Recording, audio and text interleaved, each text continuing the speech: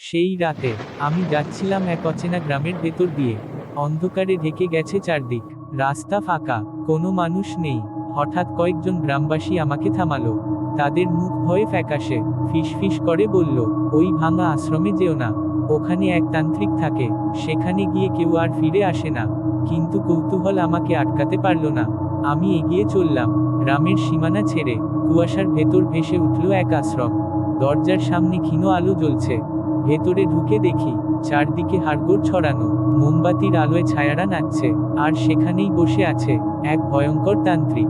লাল চাদরে ঢাকা শরীর, চোখ দুটো জ্বলছে আগুনের মতো।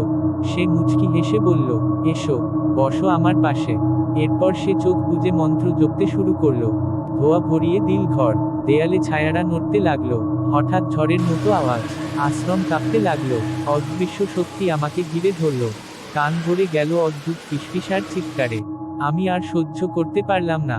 ভয়ে দৌড় দিলাম। অন্ধকার ছিঁড়ে পালালাম। ভোরের আলো ফুটতেই গ্রামবাসীরা আমাকে খুঁজে পেল।